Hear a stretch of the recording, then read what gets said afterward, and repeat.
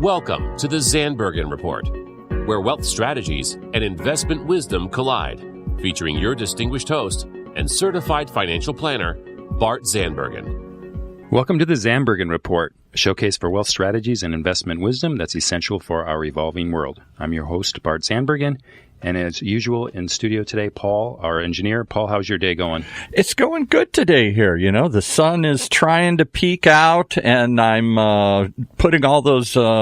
I've decided to save up and get a Pagani, and so I'm feeling good here. I've got a plan for the year here. I figure. Do you have enough years left to save up? Don't be mean now. Here, I can always dream. All right, go ahead. And I'm super excited to have a special guest today, Colin Boyd. Colin, welcome to the show. Thanks. It's great to be here. Sure. And Paul, I broke my rule again. I think it's the second week in a row. Really? Okay. Yeah. What'd you do? Remember what the rule is? I don't remember. So I tend not to have as guests or hang out with people who are taller, better looking, or younger than me. And again, is that why I'm on every show? You're safe.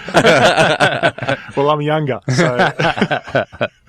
Well, I'm so excited to have Colin. Colin and I have known each other for about a year now, when we crossed some of the same paths professionally. But Colin comes here with a particular expertise. He is obsessed with helping his clients and entrepreneurs use stages to leverage their platform and sales.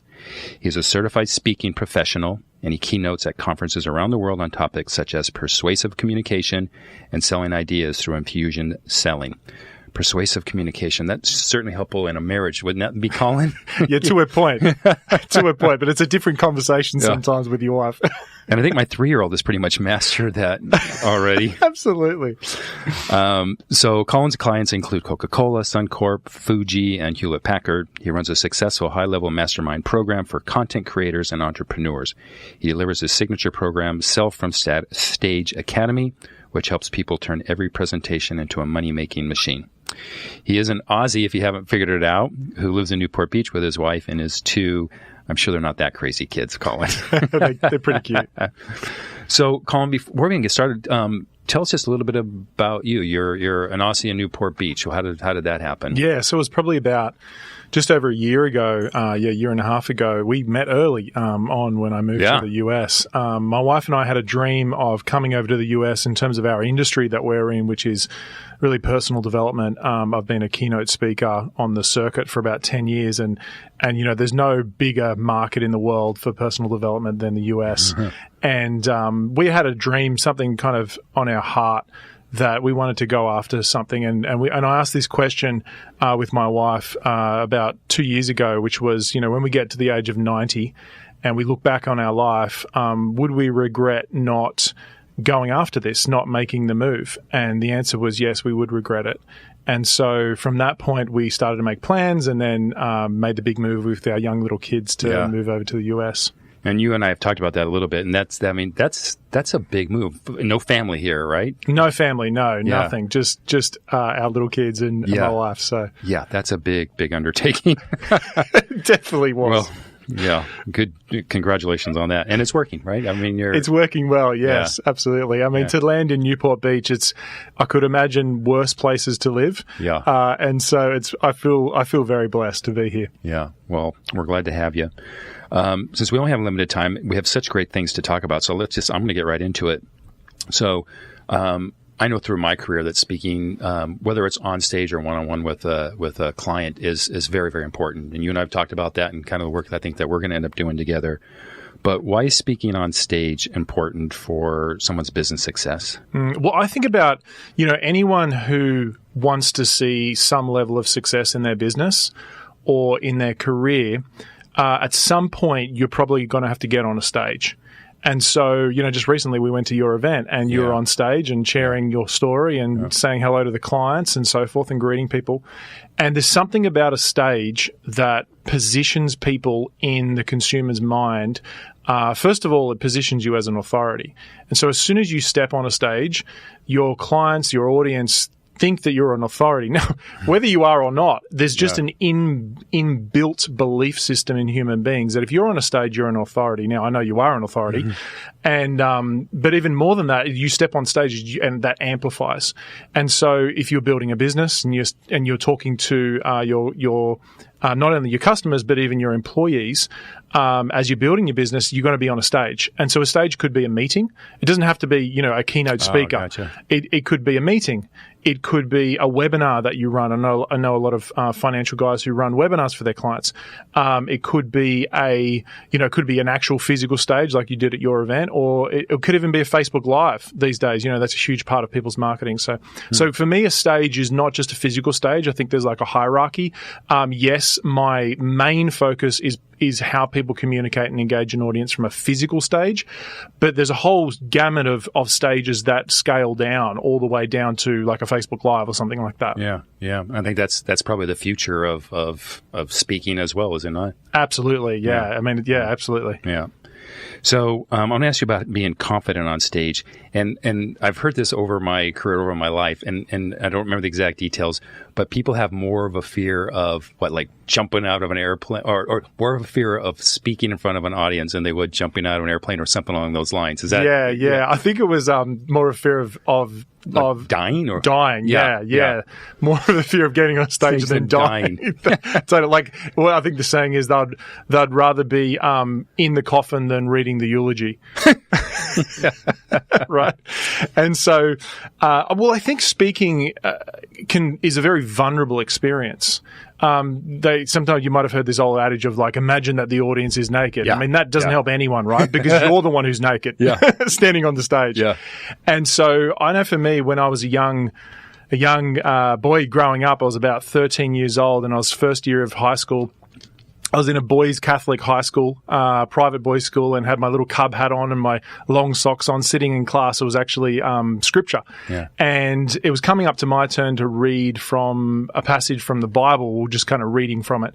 And it came to me, and I remember reading and stuttering on my words and just feeling like my whole world just shrunk. I don't know if anyone's ever had an experience like that.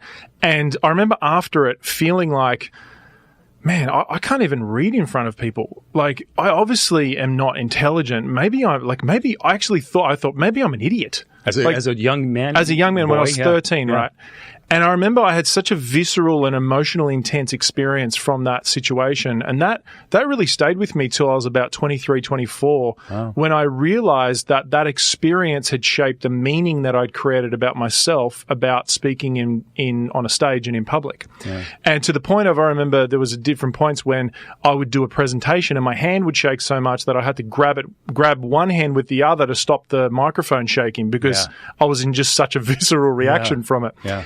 And so I want the listeners to know that this is not something that comes natural for almost anyone. Yes, there are some people, but for me, it wasn't natural. It's definitely something that I've had to develop. Yeah. And what I've learned through doing, literally tens of thousands of hours on stages is that a lot of it's in your head. A lot of it's in the mind game, and a lot of us have had experiences in our past that affect us on an unconscious level when we step on a stage.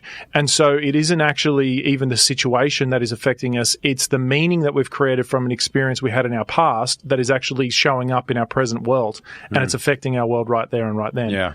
Yeah. Does that make sense? Yeah. Matter of fact, that leads into something I was waiting for a break to ask you. I recall that when I was young, like between kindergarten and sixth grade, I remember being fearless. I didn't, to your story, I would get up and read. I didn't mind asking questions in class, nothing.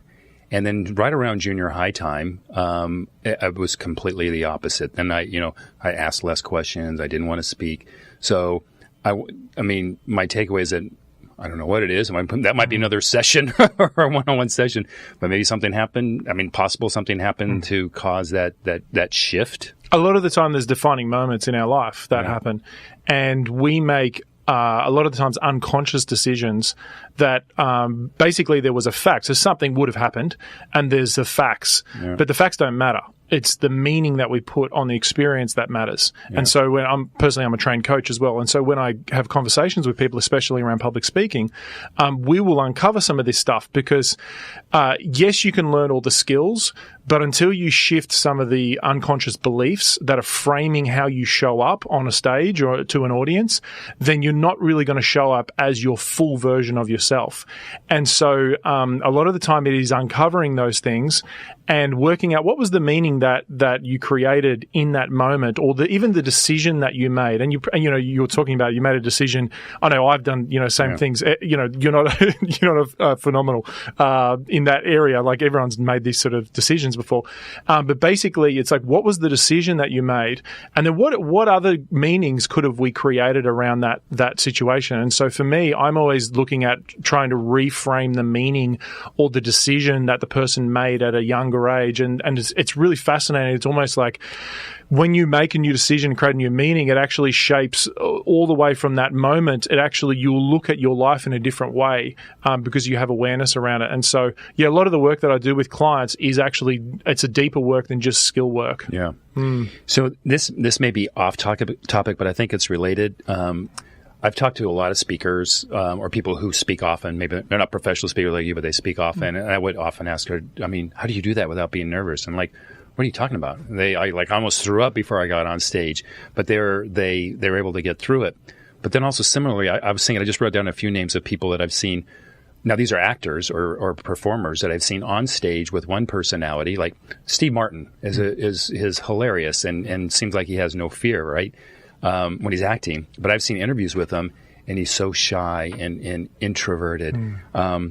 Same with Prince, who's now no longer with us, but a phenomenal, very flamboyant actor on stage. And in the interviews with him, he was very quiet and demure.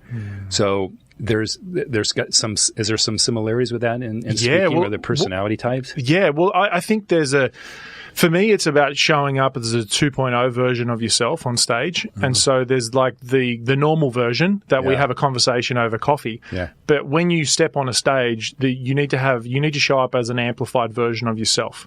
And that's essentially what you're seeing, is like they're showing up on stage as the amplified version of themselves. And I think one of the challenges I know for me is that, as a professional speaker, I've had to work through is there's a stage life and then there's a real life. And so there is a level of stepping onto being on a stage, and that, even if it's just a Facebook Live or stepping into a big conversation, a big negotiation or something like that. You have to show up as the bigger version of yourself as opposed to the smaller version of yourself, and a lot of that starts with just what you're telling yourself coming into the conversation.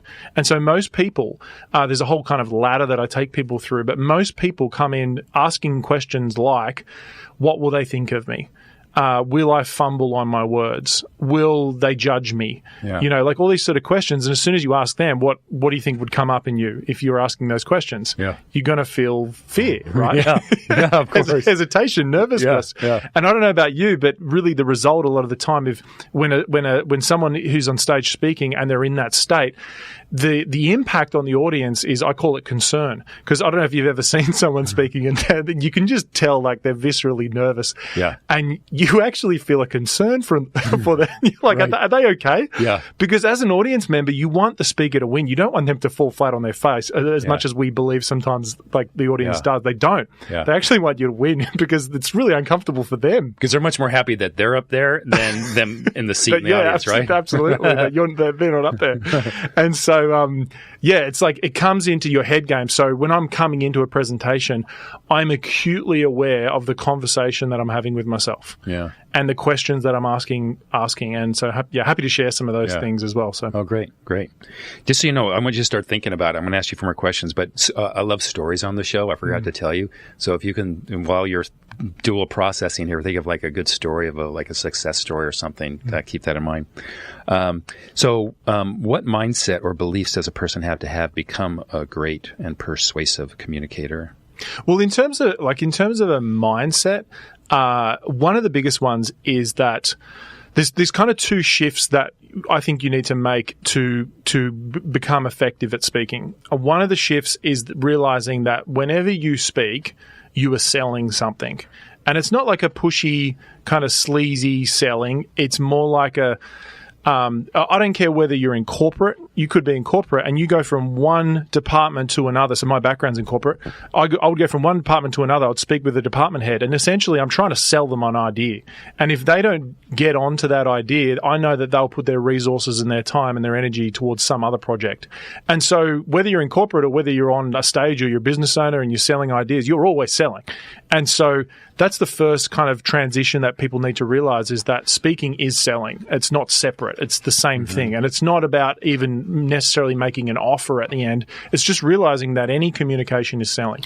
Selling yourself. Selling yourself, absolutely. Yeah. Selling an idea. Selling confidence. Selling confidence, absolutely. Yeah. And so it's energetic. It is, there's multiple levels.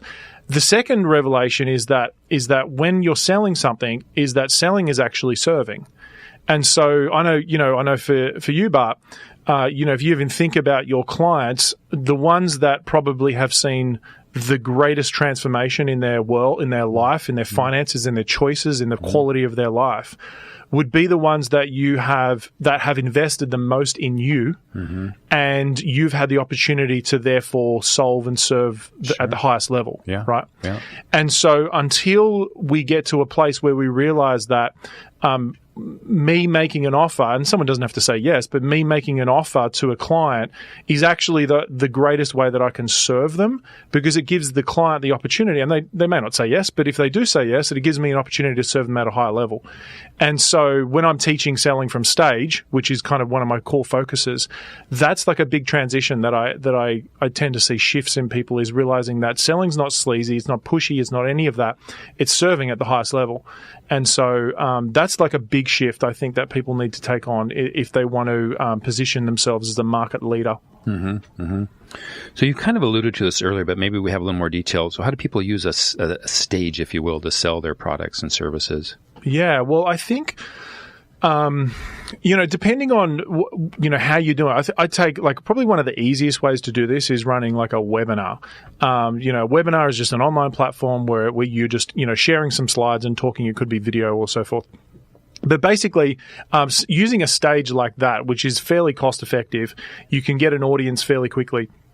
But essentially, you're providing value. And there's a few things that I think speaking does really well. First of all, like I mentioned before, it positions you. So it positions you as an authority. Second of all, it gives you a level of goodwill. And so that's like you have emotional resonance with your audience. And so when you're providing value and information that is valuable to the audience, then you build up goodwill. And then essentially you can make an offer that could be, set up a consultation, that could be an opt-in, or that could be literally, like for me, I'll sell online programs or high-level mastermind programs or things like that. Okay. All right. All right. So here's one that's interesting to me. What is the difference between an amateur and a professional communicator? I think a lot of the time it comes in the preparation and how you show up. One of the biggest shifts that when I used to do a lot of work with corporations is that realizing that I would come in and I'd say to them, so tell me your title, like, even for you, Bart, like tell me your title. Yeah. A certified financial planner, whatever your title, CEO, founder. Yeah. And I'd say, okay, cool, that's your title. Now, I want you to take that title off you, because that's not actually your title. Your title from moving forward from now on is, especially if you want to be a leader, is that you are a professional communicator. That's actually your title. Because the more you move into leadership, the more it becomes about language, the more it comes about communication. Resonance with your clients, how you communicate those ideas, and the less it becomes about doing the stuff. Like when you first started out in your career, you're probably on the spreadsheets, you're doing the entries, you're making all the phone calls, you're doing the stuff. Yeah. But now you're probably sitting back and having just conversations with clients, and then you send a memo to your assistant, and then they do all the stuff, right? Does that make sense? You been in my office? Totally. I've been texting with you, I know. And so the higher you go in leadership, the more it becomes about communication. And so the more of a grip that you have on your linguistic ability to communicate something, the more powerful you'll be as a leader in your business, in the marketplace. And so language essentially creates money. Language creates movement in your audience, it creates action.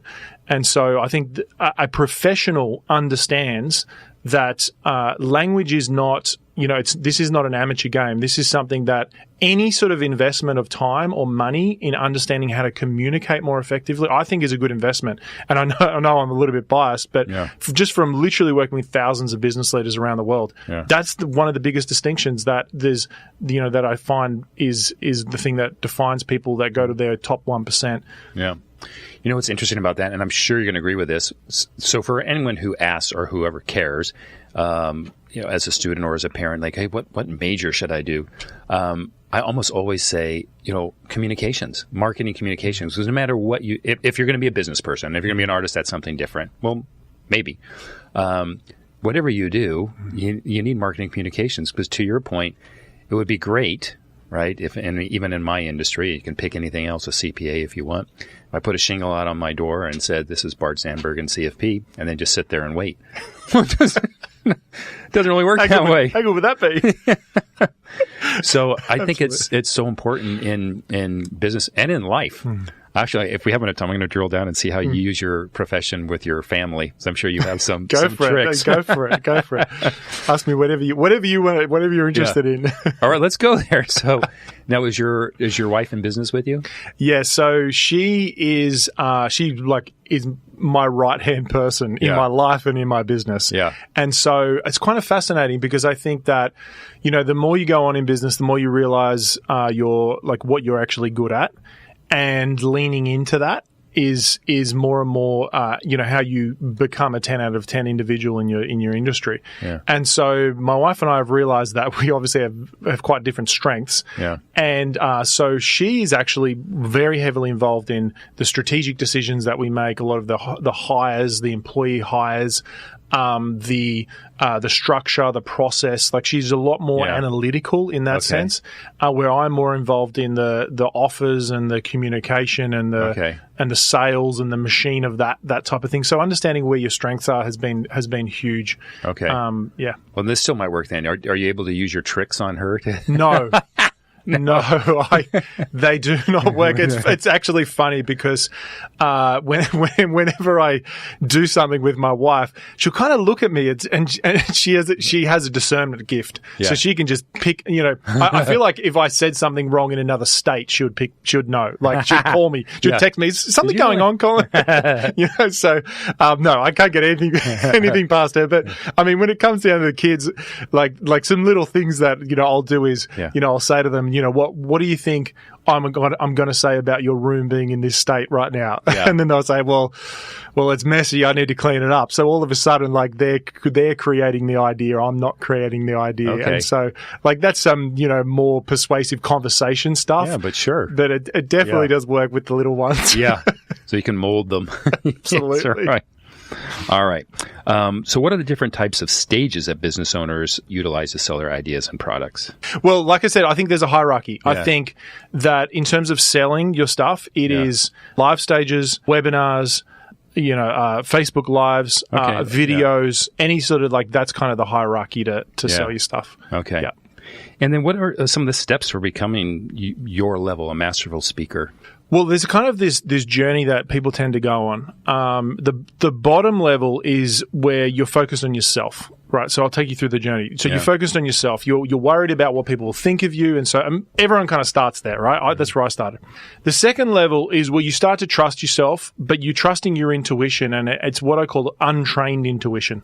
And so untrained intuition is where you basically, you get up there. It's a classic, like, 21st speech. There's no structure, no process to what you're doing. There's no training behind it, but you're just like, okay, I'm just going to give it a go.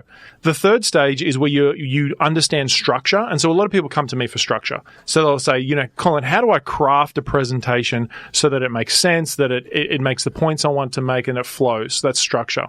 The fourth level is stagecraft. So that's like, how do you tell stories? How do you share metaphors? How do you use your body to move? How do you anchor in the stage? It's like some of the more advanced artful side of things. Then everything starts to shift. And this is the fifth level, which is when your whole reason for communicating is actually, you realize it's not about you at all. It's about the audience. And so, I mean, just recently I was working with a client and we had a look at her presentation. And I said to her, she was presenting a case study.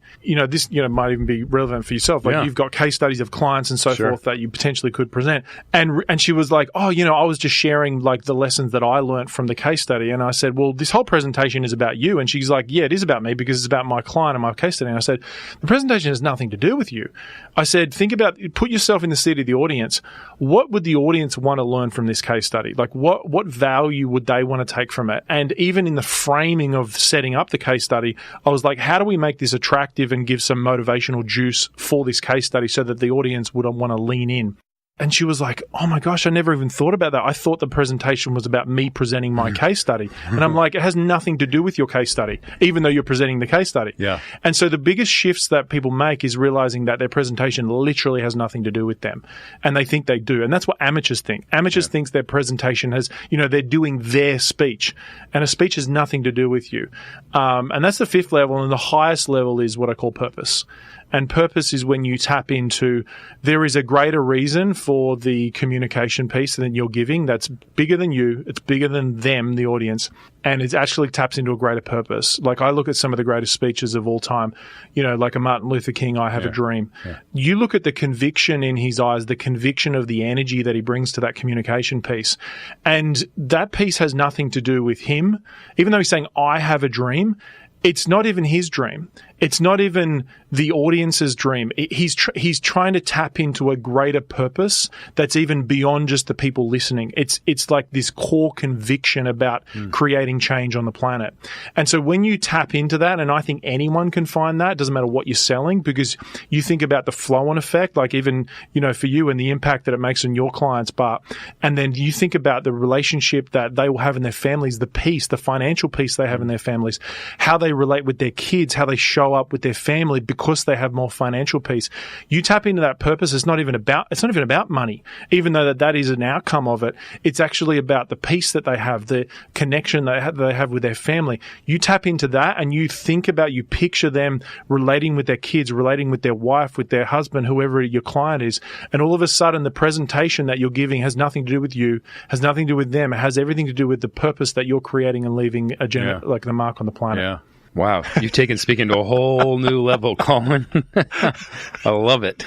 All right. I'm going to take that case study as a story. That was pretty good. I like it. Thank you. Yeah. And because we're out of time, so I'm going to use that as a story. Yeah, we could keep going. Yeah. It's been so awesome having you here today. And I do have the honor of asking you what I call my final thought question. So please share with us, if you will, your ultimate lesson learned as your career as a professional speaker or coach. I think for me, reflecting on the ultimate lesson was that all of us have a level of genius that we've been given. It's like something that comes easy, and things that come easy, you need to work hard on. And so the quicker you discover what that genius is, like that thing that you could be known for as a 10 out of a 10 for, the thing that comes easy, you work hard at. Whatever that is, that's for me has been the lesson that, I look back at one time I was a pizza delivery driver and I was the worst pizza delivery driver you would ever experience. There's a whole story around that, which we could get to at some point. But now, I worked out what my genius was. And then from there, I've been able to lean in on it. And so I just want to encourage all your listeners to think about, to work out what is that genius and what is the thing that you can lean in on and then, put all your chips in that area. Oh, love it. We're going to have you back and find out about the pizza story and the pizza story is good. Genius. Yeah? Oh, yeah. All right. You're coming back for sure. Colin, how can people reach you? So I'd love to connect with people on Instagram, which is just Colin Boyd with one L, ColinBoyd. And you can check out my website, which is colinboyd.co. Okay. Yeah. There's a country singer. I can't get the .com. Oh. He's touring around, but I've hit him up, but he won't give it to me. Yeah. So it's his .co. Well, Colin, thanks so much for having you coming in today. It was great having you in studio. I think this is something we're going to have to revisit. And thanks so much to everyone who tuned in. We look forward to being back next week. Cheers. Tune in next week for the latest edition of the Zandbergen Report, Tuesdays at 2 p.m. Catch up on our recent shows by visiting bartzandbergen.podbean.com. The Zandbergen Report is also available on iTunes, iHeartRadio, and Spotify. Interested in being a featured guest on our show or have a question you'd like to hear us answer? Email podcast@bartzandbergen.com. Bart A. Zandbergen, CFP, and Letitia Burbaum, AIF, are registered investment advisors with Optivest Inc. and registered representatives with Gramercy Securities Inc., member FINRA and SIPC. Investment advisory services are offered by Optivest Inc. under SEC registration.